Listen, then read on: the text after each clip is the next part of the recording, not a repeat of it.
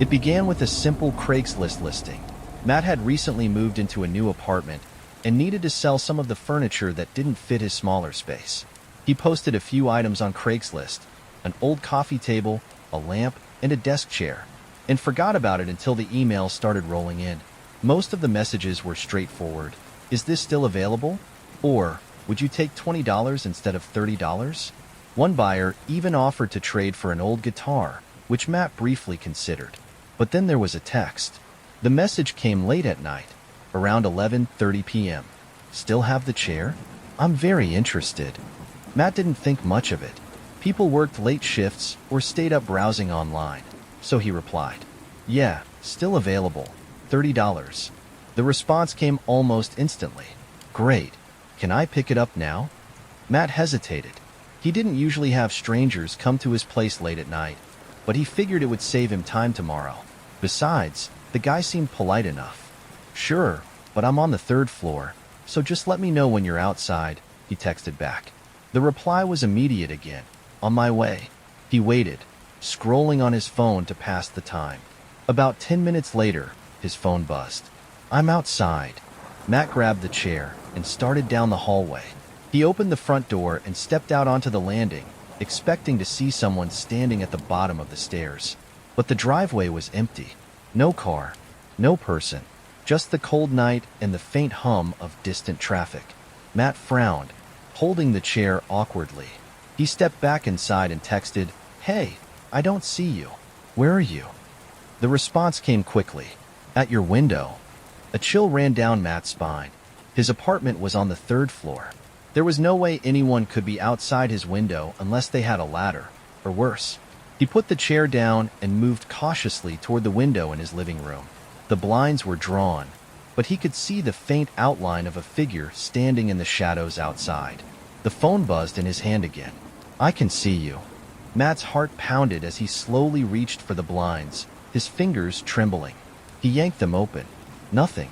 There was no one there. Just the empty yard below and the swaying branches of the oak tree that stretched toward the building. Matt double-checked the locks on his windows, his pulse racing. His phone buzzed again. Are you scared yet? Matt's stomach dropped. He quickly typed, Who the hell is this? This isn't funny. The response came almost immediately. I'm coming up. Matt froze. He stepped away from the window, his eyes darting toward the door. He grabbed his phone and dialed 911, his voice shaking as he explained the situation to the operator. I think someone's stalking me, he said. They keep texting me, saying they're here, but I don't see anyone. The operator stayed calm, asking him to lock all the doors and windows and wait for an officer to arrive. Matt locked the door and grabbed the kitchen knife he kept for emergencies. Then his phone buzzed again. I'm in the building. Matt's breath hitched. He could hear it now, the faint creak of footsteps on the stairs. Someone was coming up. He moved to the corner of the living room, holding the knife tightly. His phone buzzed again. You're holding a knife, aren't you? Matt's blood ran cold. He hadn't told the person that. How could they possibly know? The footsteps grew louder, and he swore he could hear whistling now, a low, haunting tune echoing up the stairwell. Matt dialed 911 again. Please, I need someone here now, he whispered. The operator assured him that an officer was close, but Matt felt like he didn't have time. And then, the doorknob rattled. Matt's grip tightened on the knife as the rattling grew more insistent. Whoever was out there wasn't knocking. They were trying to get in. Leave me alone. Matt shouted, his voice cracking. The rattling stopped. Silence. For a moment, Matt thought it was over. He stepped closer to the door, listening intently. Then bang. The door shook as something heavy slammed into it. Matt stumbled back, clutching the knife. I've called the cops. They're almost here, he screamed. The banging stopped again, and then, you can't hide forever. The voice was low, guttural, and completely different from the tone of the texts. Red and blue lights flooded the parking lot outside as the sound of sirens grew louder. Matt's phone buzzed one last time. You got lucky. When the police arrived, the footsteps and voice were gone. There was no one in the hallway, no sign of forced entry. The officers checked the area but found no trace of the stranger. Matt showed them the texts, but the number was untraceable. A burner phone, they said. For weeks, Matt couldn't sleep. He kept his lights on, his windows locked, his knife always within reach. The texts never came back, but every time he walked past his window, he couldn't shake the feeling that someone was watching. And sometimes, late at night, he swore he could hear it again. That faint, haunting whistling.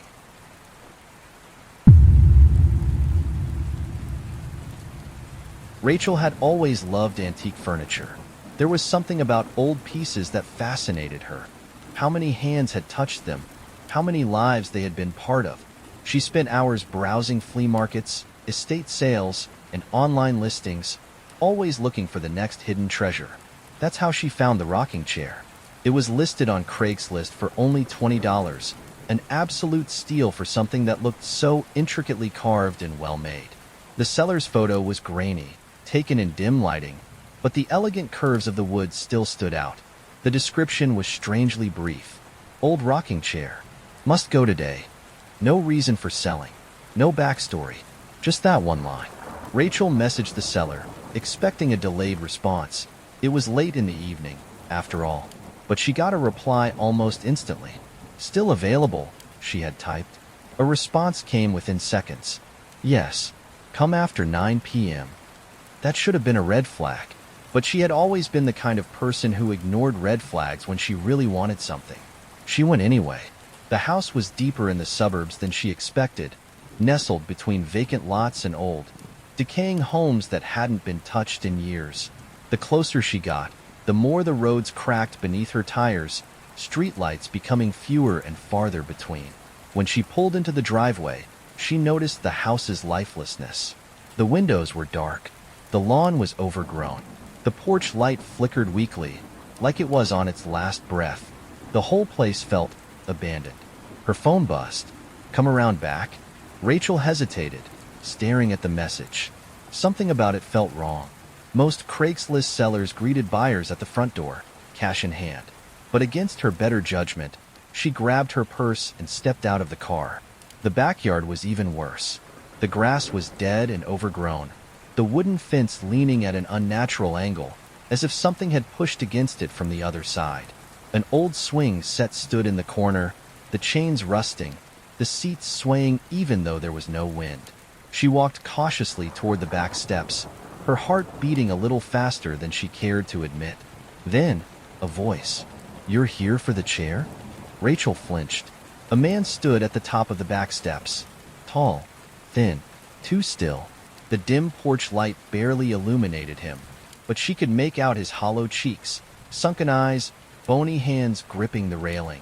Something about him unnerved her immediately, but she had already come this far. "Yeah, you still have it?" she asked, forcing her voice to stay light. The man nodded. His voice was flat, almost mechanical. "It's inside." Her stomach twisted, but the chair was just beyond the door, and if she left now, she'd have wasted the whole trip for nothing. She stepped inside. The smell hit her first. Thick, rotten, something sour and stale, like old food or something worse. The house was a wreck. Dust coated every surface, dishes piled in the sink, the walls peeling as if no one had lived here in years. The lights were dim, casting the room in long shadows. Rachel's discomfort grew. Something felt wrong. Then she saw the chair. It sat alone in the middle of the living room, perfectly positioned like it had been waiting for her. It was beautiful, more than the grainy photo had shown. The wood was deep and rich. The carvings along the backrest were delicate and intricate, swirling into patterns she couldn't quite recognize. It should have been the perfect find, but something was off. It was rocking, by itself. Rachel froze. A slow, rhythmic creak filled the room as the chair swayed gently back and forth. She felt her pulse in her throat. Maybe the floor was uneven? Maybe there was a draft? The man moved behind her, shifting just enough that she could feel his presence looming too close. "I'll give it to you for free," he said. His voice was wrong now, lower, more urgent. Rachel tried to laugh, to shake off the creeping sense of unease. "That's, really generous," she said. The chair kept rocking. Rachel's stomach twisted. She didn't know why, but she felt like if she took her eyes off that chair, something terrible would happen. Then, a noise upstairs. A soft shuffle. Rachel's breath caught in her throat. She turned toward the staircase, but it was swallowed in darkness. "You live alone?" she asked, trying to keep her voice steady. The man didn't answer, didn't even look up. The chair creaked louder. Rachel took a step back, her instinct screaming at her. I think I'll pass." The man blocked the doorway. "You should take the chair." Rachel's heart pounded. "I really need to go," she said, her voice sharper now. The man's face twitched. Then, a whisper from upstairs. Rachel ran. She shoved past the man, sprinting through the kitchen, nearly knocking over a stack of plates. Behind her, the rocking chair slammed against the floor. Something moved in the hallway. Rachel didn't look back. She burst through the back door, down the steps and into the yard. Something whispered behind her, right in her ear. She dove into her car, slammed the door, and peeled out of the driveway. Her hands shook as she gripped the wheel. The house disappeared in the rearview mirror. But before it did, Rachel swore she saw someone standing in the upstairs window, watching her leave. She didn't sleep that night. She barely slept the next. And when she finally did, she had a dream. She was back in the house, sitting in the chair, and someone was rocking it for her, breathing against her neck, whispering, "You should have taken it." Rachel never went back. She deleted her Craigslist account, but sometimes, late at night, she swears she hears something outside her window. A soft creaking, like a chair, rocking back and forth, waiting for her. Jake had been looking for a cheap TV. Nothing fancy, just something decent to mount in his new apartment. Craigslist was always his go-to for second-hand deals, and after a few days of searching, he found the perfect listing. 50-inch TV. Works great. $100. Need gone ASAP. It was posted by someone named Terry, and the pictures looked solid. A little old, but for $100, it was a steal. Jake messaged him. "Still available?" The response came almost immediately. "Yep. Come by any time tonight. Cash only." Jake asked for an address. Terry responded with just a pin drop. Jake should have been more cautious, but all he saw was the price tag. The place was deep in the city, in a neighborhood Jake didn't know well, the kind where streetlights flickered, and most of the houses had boarded-up windows. He told himself it was fine, just an older part of town. He pulled up outside a small, run-down house. The porch light was off, and the front door was slightly open. His phone buzzed. "Come in. TV is in the back." Jake hesitated. Going inside someone's house alone wasn't smart. He should have turned around. But the lure of the deal kept him moving. He pushed the door open and stepped inside. The air was stale, thick with dust and something else, something rotting. He called out, "Hey, Terry?" No answer. A single dim light flickered in the hallway, casting long, uneven shadows along the floor. Jake took a few steps inside, glancing around. The place was nearly empty. No furniture, no decorations, just bare walls and dust-covered floors. Except for one thing. A TV box, sitting at the end of the hallway. Jake felt a small sense of relief. At least there was actually a TV. Maybe the guy just didn't like talking. He moved down the hall. The air felt heavier the farther he went. Thicker. His footsteps barely made a sound against the old wooden floor. When he reached the box, he crouched down to check it. The cardboard was old, stained with something dark in the corners. But the box was empty. His stomach dropped. A soft click echoed behind him. Jake spun around. The door at the end of the hall had just closed. His pulse quickened. He took a step forward, reaching for the knob, locked. Jake knocked hard. "Hey, Terry? Come on, man. What's going on?"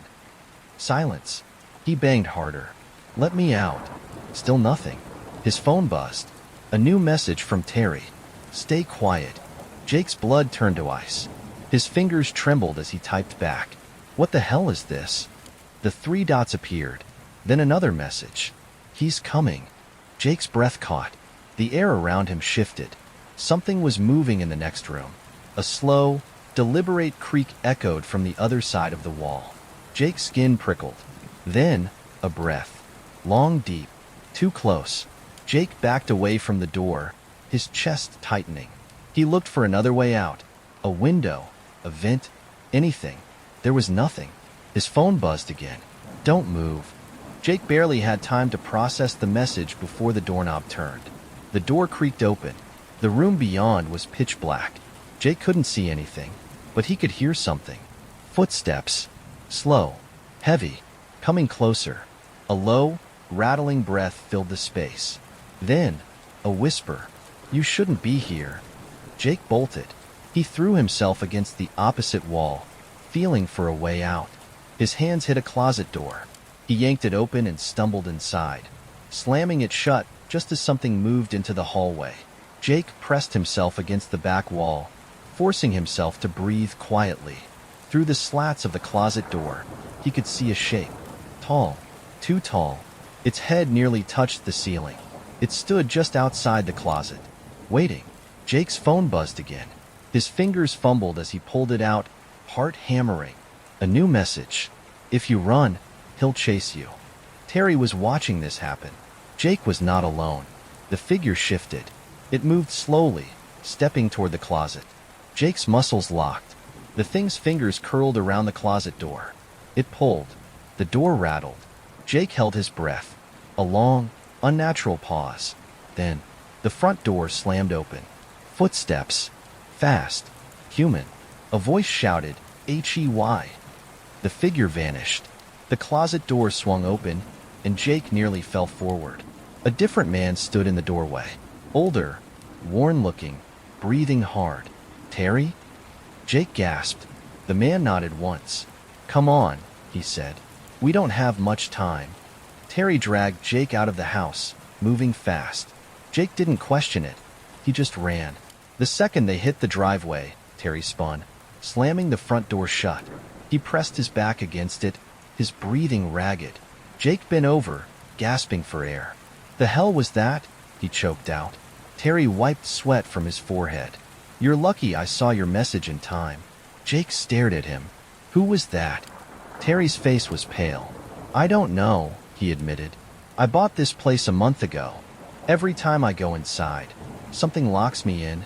Jake's stomach turned. Then why the Craigslist ad? Terry exhaled. I was hoping someone else could take it. Jake's blood ran cold.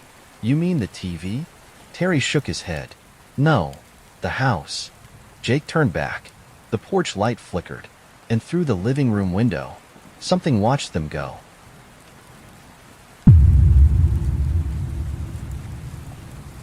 Melissa had just moved into a new apartment and needed furniture on a budget.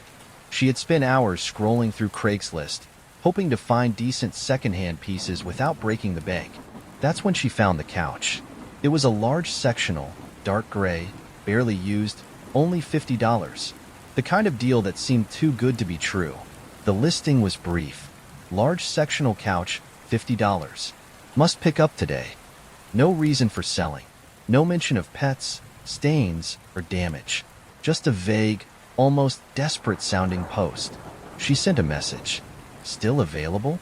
The response came instantly. Yes. Can you come now? Melissa hesitated. The fast reply felt weird, but she really needed a couch, and she knew good deals disappeared fast. Yeah, I can be there in 30 minutes. The seller sent an address and signed off with, ask for KJ. Something about the name made her uneasy. She went anyway. The address led her to the outskirts of town, a neighborhood she had never been to before. The houses grew farther apart, the streets became rougher, and the streetlights were few and far between. She turned onto the final road and immediately regretted coming. The house sat alone, at the very end of a long, unlit driveway. The porch light flickered weakly, barely illuminating the peeling paint on the front door. The windows were dark, no glow from a TV, no warm lighting from inside. Melissa parked, gripping the steering wheel. There were no cars in the driveway, no sign that anyone actually lived here. She checked the messages again. The address was correct. Her phone buzzed. A new message from KJ. Come around back? Melissa's stomach twisted. Most Craigslist sellers greeted buyers at the front door, cash in hand. But KJ wanted her to go around back? She hesitated. She should have left. But she was already here. Taking a deep breath, she grabbed her purse and stepped out of the car. The backyard was even worse than the front. The grass was dead and overgrown, weeds creeping up the sides of the house. A rusted swing set groaned in the wind, its chains rattling softly. An old shed stood in the corner, the door slightly ajar. A faint scraping sound came from inside. Melissa quickened her pace, ignoring the shed, keeping her focus on the back steps. Then, a voice. "You're here for the couch?" Melissa flinched. A man stood at the top of the back steps. Tall, thin, too still. The dim porch light barely illuminated him, but she could make out his hollow cheeks, sunken eyes, and bony hands gripping the railing. Something about him unnerved her immediately, but she had already come this far. "Yeah, you still have it?" she asked, forcing her voice to stay light. The man nodded. His voice was flat, almost robotic. "It's inside." Melissa hesitated. Something about the way he spoke, like he had rehearsed it. She shifted on her feet. "Could you bring it out here?" A pause. Then, with no emotion at all, he said, "Front door is open." Her stomach tightened. Everything inside her screamed no, but curiosity, or maybe just stubbornness, kept her there. She stepped inside. The smell hit her first. Thick, rotten, something sour and stale, like old food, or something worse. The house was a wreck. Dust coated every surface, dishes piled in the sink, the walls peeling as if no one had lived here in years. The air was too still. Something about the silence felt wrong. Then she saw the couch. It was right there in the living room, just as described, and it looked brand new. Her phone buzzed. She glanced down. A new message from KJ. "Close the door behind you." Melissa's chest tightened. She didn't reply, didn't move. Then, a creak from the hallway. Soft, barely there, but someone else was in the house. Melissa bolted. She spun on her heel, sprinting back to her car. Behind her, the house erupted with noise, heavy footsteps pounding against the floorboards.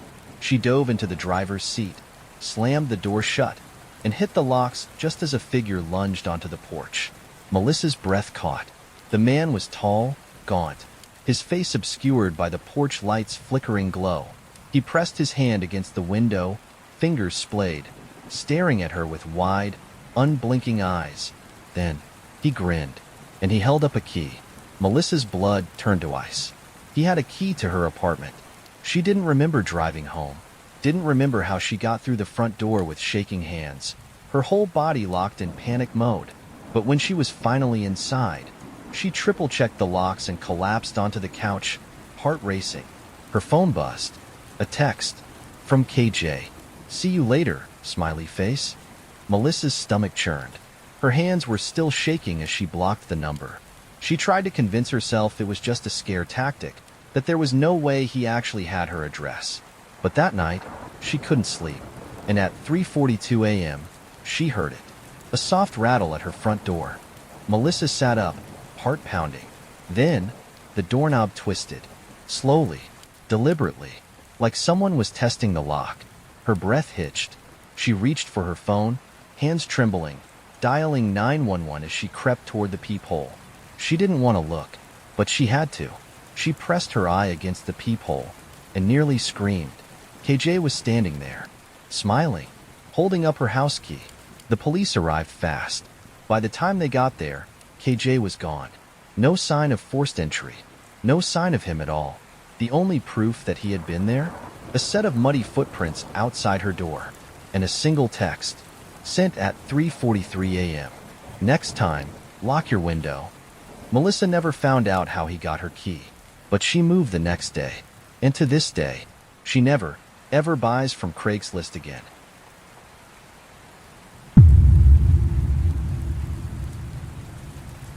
Melissa didn't expect selling an old MacBook Pro to turn into one of the most terrifying experiences of her life. She had upgraded to a newer laptop a few months ago, and the old one was just sitting in her closet, collecting dust. It wasn't in perfect condition, but it still worked fine. She figured someone on Craigslist would be willing to pay a couple of $100 for it. So, she posted an ad under electronics. MacBook Pro 2015, good condition, $250 OBO. Within minutes, she got a response. The message was from someone named Molly. "Hi, I really want this. Is it still available?" Melissa smiled. That was fast. She responded, "Yep, still available." Molly's next message came almost immediately. "Great. I can pick it up tonight. Does 9 p.m. work?" Melissa hesitated. 9 p.m. was kind of late for a Craigslist deal, but Molly's messages were friendly, full of emojis and enthusiasm. It didn't seem like she had bad intentions. "That works. I'll text you my address." She had no idea that letting Molly know where she lived was the worst mistake she'd ever make. At 9:05 p.m., a silver sedan pulled up in front of Melissa's apartment building. Melissa opened her door and stepped outside, clutching the laptop. A woman emerged from the car. Mid-20s, dark hair, thin frame. Something about the way she moved was off, jerky, like she had to think about every step she took. Molly stopped in front of her, smiling too wide. "You're Melissa," she said. Not a question, a statement. Melissa nodded. "Yeah, and you're Molly?" Molly's eyes flicked to the laptop in her hands. "I'm so excited," she whispered. Melissa forced a polite laugh. "Yeah, it's a great laptop." She turned it on, showing Molly the screen.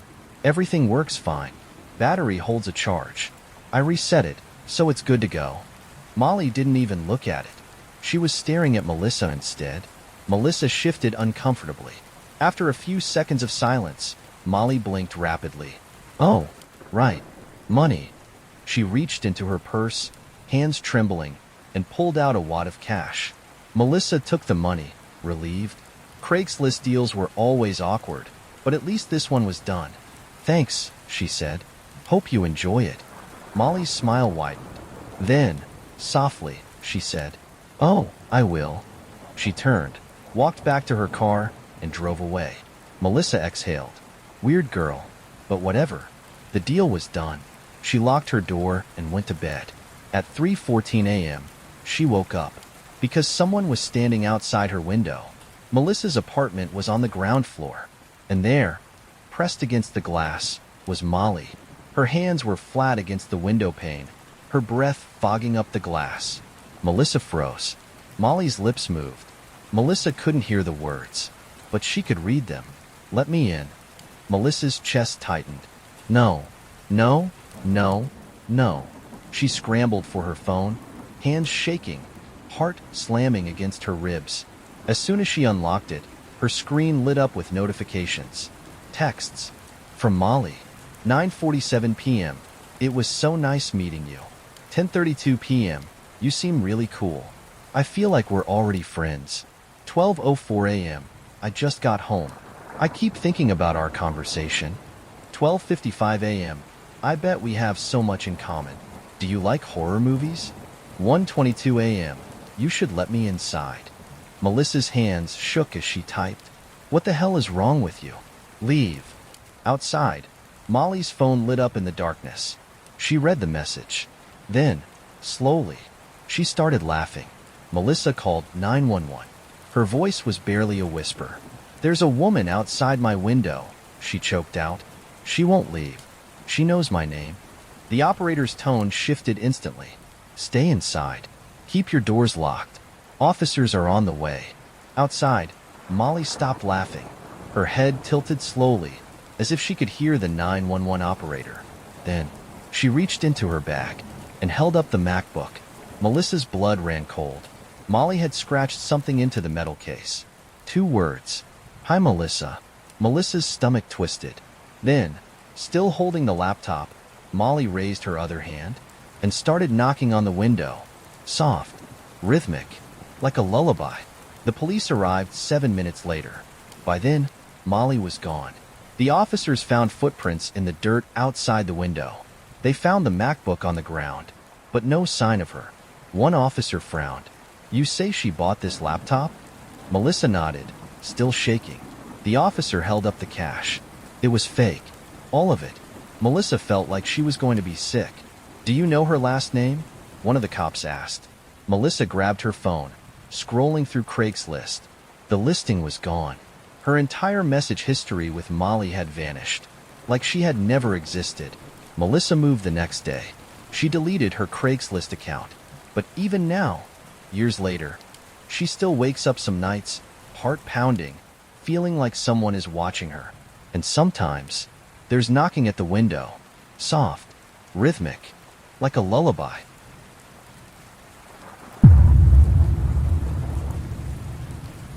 Ethan was desperate to find a new apartment.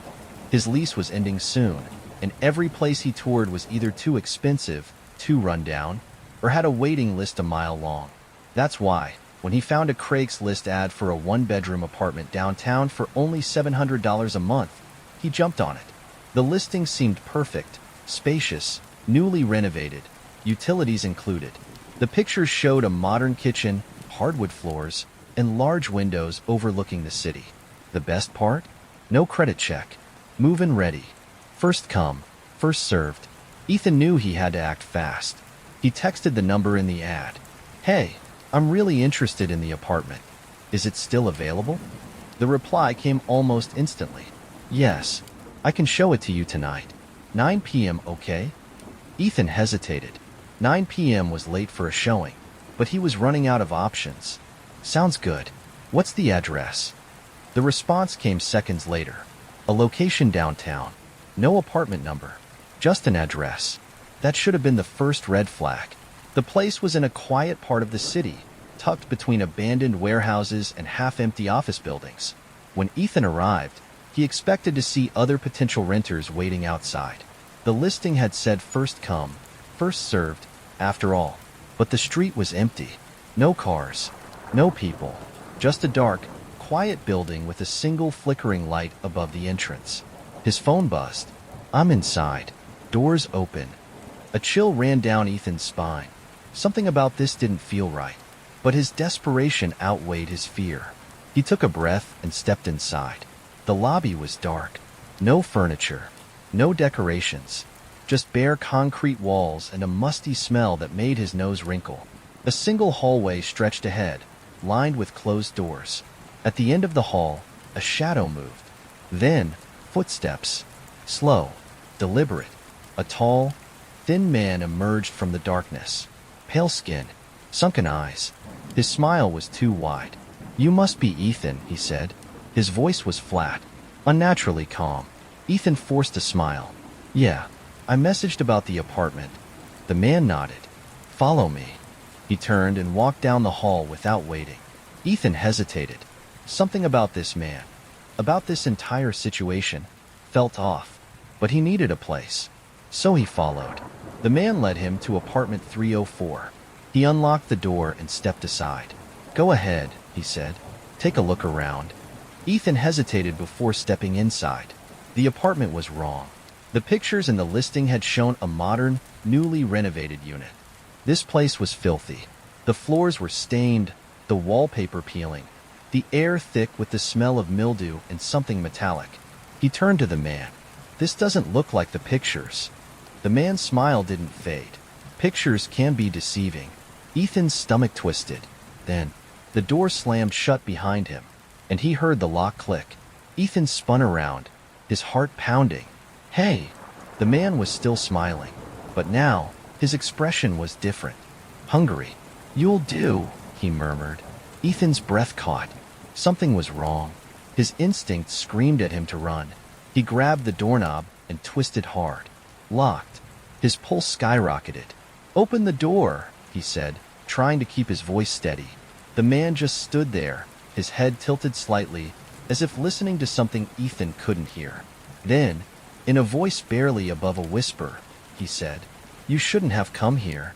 Ethan's mind raced.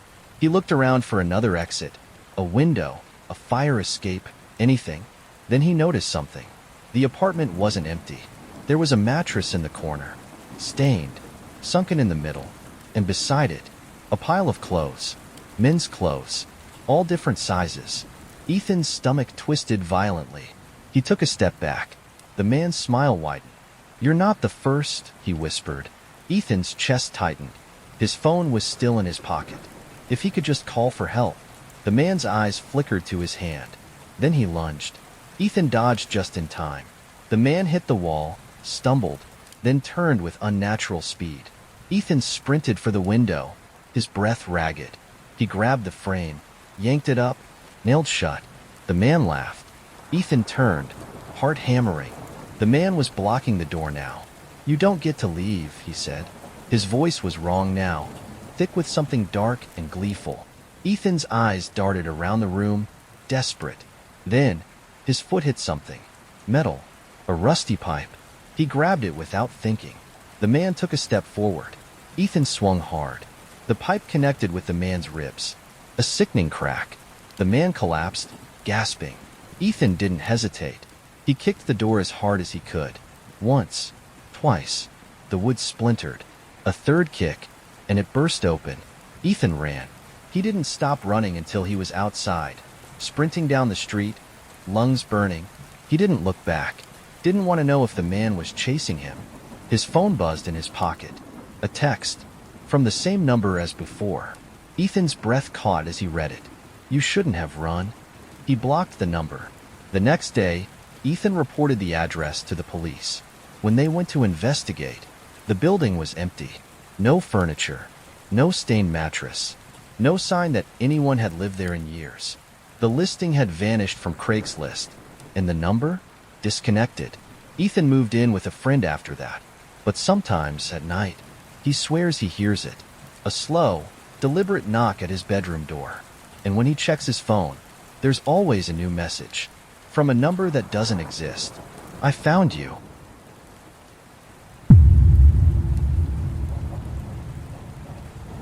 Nick had been trying to sell his car for weeks. It wasn't anything fancy, just an older Honda Civic, but it still ran well. He figured someone looking for a cheap, reliable ride would take it off his hands. So, he listed it on Craigslist. 2007 Honda Civic, runs great, $2,800 OBO. Within an hour, his phone buzzed. Unknown number. "Hey, I saw your ad. Is the car still available?" Nick replied, "Yeah, still available." The buyer responded instantly. "Can I come see it tonight? I have cash." Nick hesitated. It was already past 9 p.m., and meeting a stranger this late didn't seem like the smartest idea. But he needed the money, and the guy was offering cash. "Sure. Meet me at the gas station on 5th Street in 30 minutes. A pause. Then the buyer replied, "Actually, can I come to your place instead?" Nick frowned. "No way. I'd rather meet somewhere public." Another long pause. Then the buyer responded, "Okay. See you soon." Nick felt uneasy. Something about this guy felt off. 30 minutes later, Nick pulled into the gas station. It was mostly empty, except for a few parked cars and a loan attendant behind the counter. His phone buzzed. "Unknown number. I'm here." Nick looked around. A black SUV was parked near the edge of the lot, idling. Its tinted windows hid whoever was inside. Nick's gut told him to leave. But before he could, the passenger door opened. A man stepped out, tall, thin, wearing a dark hoodie. He walked toward Nick, his movements slow, deliberate. Nick rolled down his window slightly. "You here for the car?" The man nodded but didn't speak. His eyes flicked to Nick's apartment keys on the dashboard. Then, finally, he said, "Can I sit in it?" Nick hesitated. "Yeah, but I'll hold on to the keys." The man's lips twitched into a smile. "Smart." Nick unlocked the passenger door, keeping his keys firmly in his grip. The man slid inside, running his hands over the dashboard. "Nice car," he murmured. Nick watched him carefully. "You buying or not?" The man leaned closer, his voice barely above a whisper. "How many people live in your apartment?" Nick's blood ran cold. His grip on the keys tightened. "What?" The man grinned. His teeth were yellowed, uneven. "I asked how many people live with you." Nick's heartbeat pounded in his ears. His instinct screamed at him to get out of there. "Forget it," he said. "I'm not selling to you." The man's grin didn't fade. Then, he reached into his pocket. Nick's adrenaline spiked. Was it a weapon? He didn't wait to find out. Nick threw open his door and jumped out. The man lunged, grabbing for him. Nick dodged, sprinting toward the gas station. Behind him, the SUV's engine roared to life. The man scrambled out of the car, chasing after him. Nick burst through the gas station doors. The attendant, a bored-looking teenager, looked up, startled. Call the cops, Nick gasped. That guy, he's... The teen glanced outside. The man was standing by Nick's car now, watching him through the glass. His expression was calm, patient, like he had all the time in the world. The SUV's tinted windows remained rolled up. Nick's chest heaved as he pulled out his phone. He dialed 911, fingers trembling. The man outside tilted his head slightly, as if amused. Then, without warning, he turned and sprinted back to the SUV. The vehicle peeled out of the parking lot, tires screeching. Nick stared, his pulse still racing. Gone. For now. The police arrived 15 minutes later. Nick explained everything. How the guy had asked about his apartment, how he had chased him, how the SUV had sped off before they could see the plates. The cops took his statement, but didn't seem too concerned. Probably just a scammer, one officer said. They'll try to get you alone, then rob you. Nick wasn't convinced. He knew what a robbery attempt looked like. This had been something else. Something worse. He barely slept that night. Every time he closed his eyes, he saw the man's grin, heard his whisper, "How many people live in your apartment?" At 3:22 a.m., his phone buzzed. A text from an unknown number. Nick's stomach twisted as he read it. "We should have done this at your place." Nick's body went rigid. He blocked the number. Then, a second text came in. "Blocking won't help. I already know where you live." Nick's breath hitched. Was it a bluff? Or had the man seen his address on the registration in the glove box? Nick sat frozen, his fingers hovering over his phone screen. Then, a soft knock on his apartment door. He didn't move, didn't breathe. His phone buzzed again. Another message. "I know you're awake." Nick's heart pounded violently. Slowly, he crept toward the peephole. His fingers trembled as he covered it with his palm first, blocking the view from the outside, just in case someone was watching from the other side. Then, slowly, he removed his hand and looked. Nothing. The hallway was empty. Nick double-checked the locks, his pulse still racing. After an hour of sitting on his couch, knife in hand, he finally convinced himself it was over. Maybe it was a joke. Maybe the guy had just wanted to scare him. Maybe. But the next morning, when Nick finally stepped outside, he saw something etched into his apartment door. Deep scratch marks, carved carefully. One word. Soon. Nick moved out that week. And to this day, he never sells anything online again.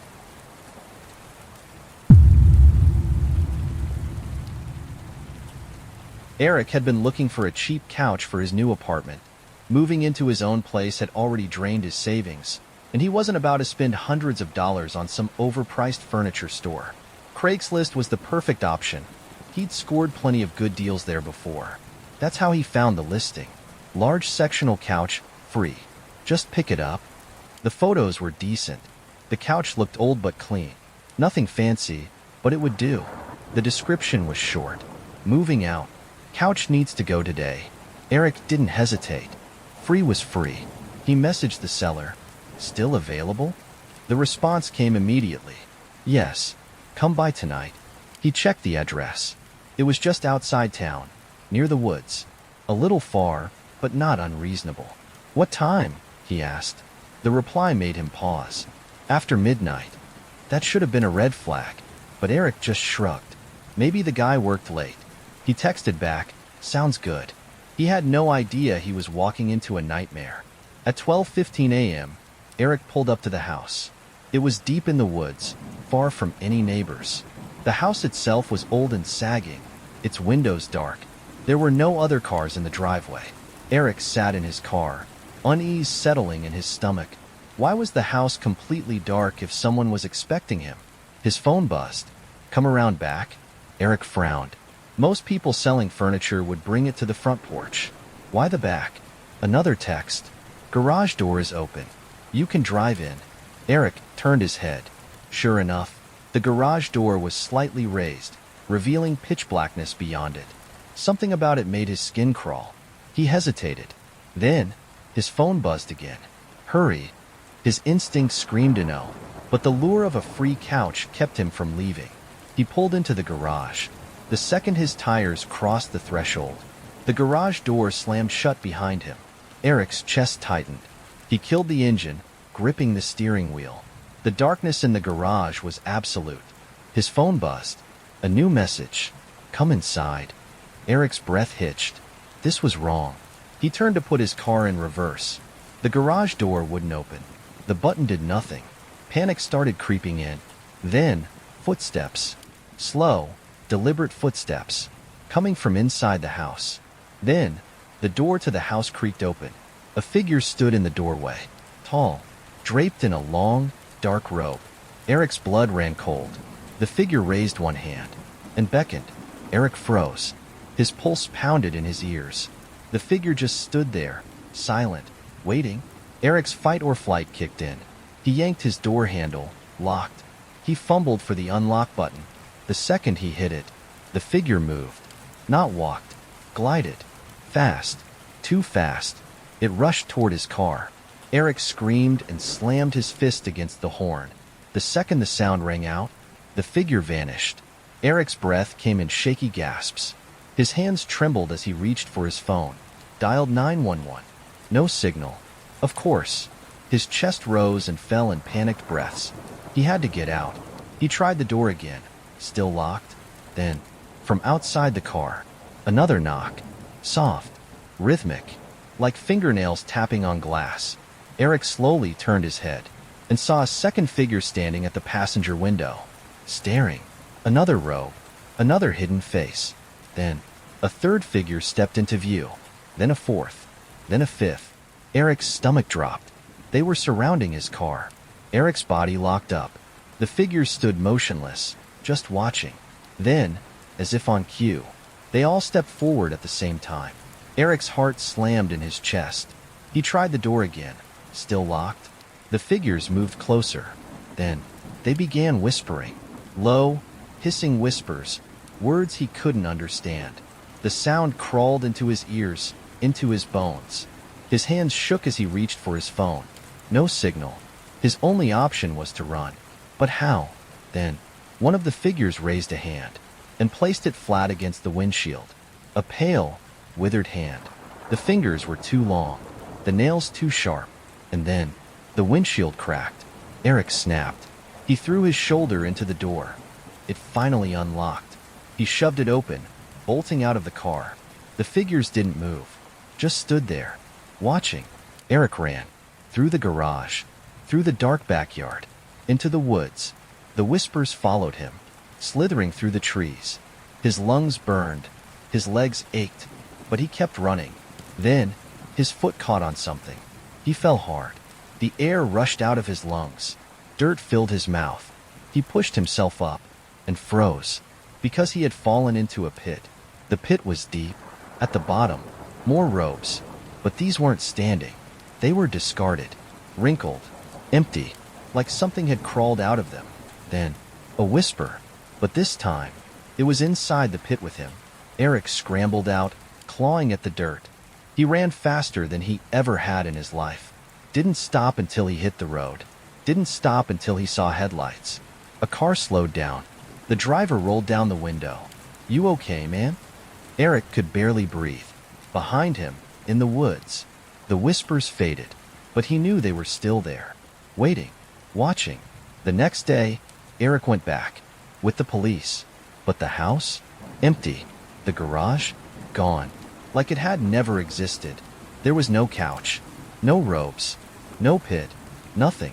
Eric never found out who they were, or what they wanted, but he never used Craigslist again, and at night, he still hears the whispers.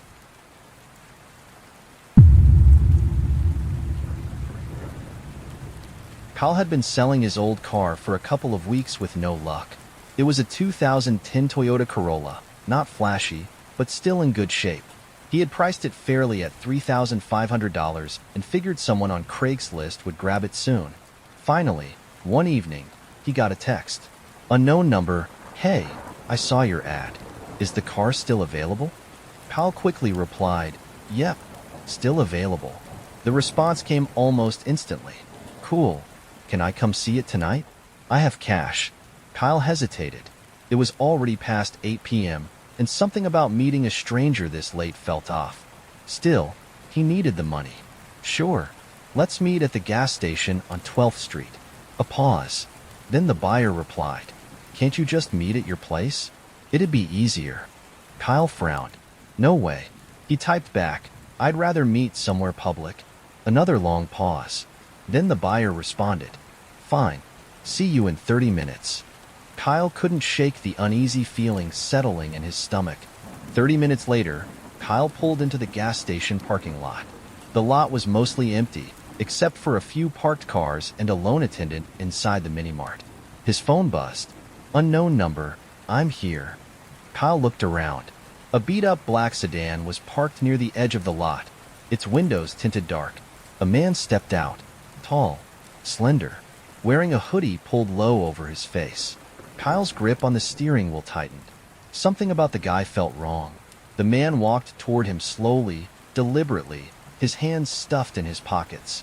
Kyle rolled down his window just an inch. "You here for the car?" The man nodded but didn't speak.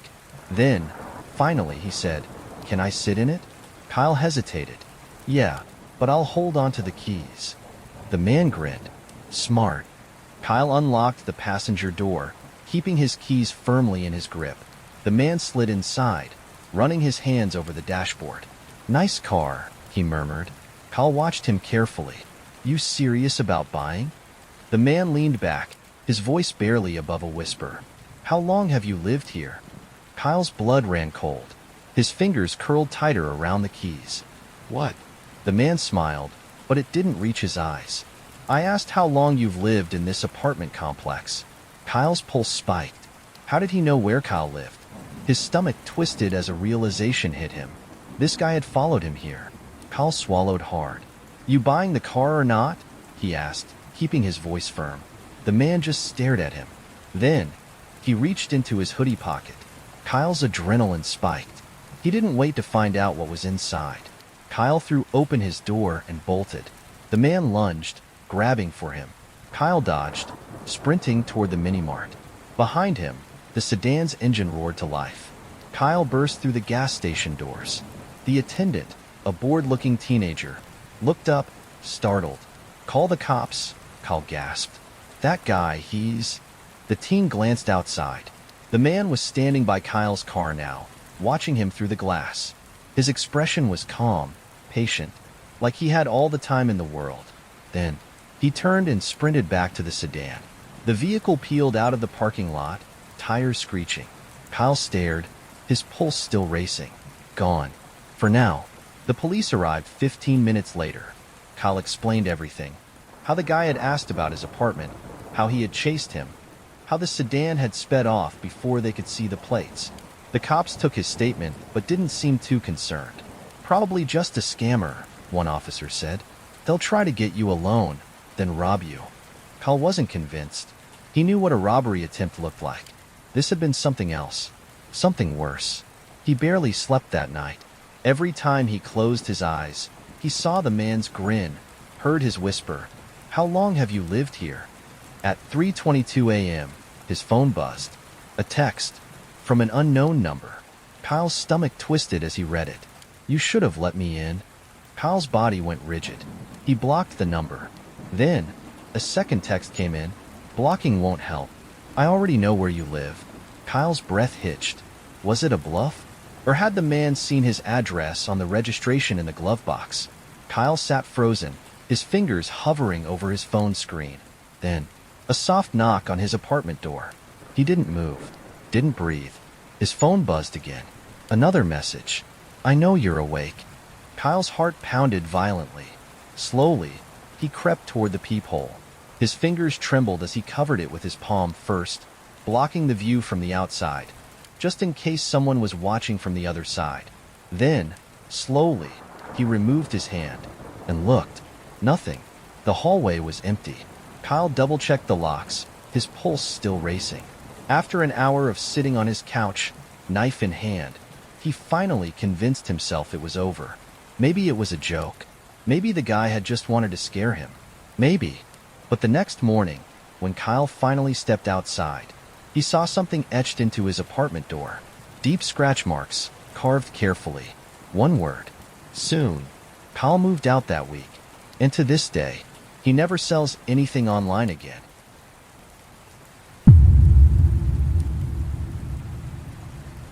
Danny had always used Craigslist to sell his old electronics. It was easy, fast, and usually hassle-free. He had sold phones, laptops, and even a TV once, all without issue. So, when he decided to sell his PlayStation 4, he figured it would be just another simple transaction. The listing read, PS4 with 2 controllers, $200 OBO. Within minutes, his phone buzzed with a message from an unknown number. "Hey, is the PlayStation still available?"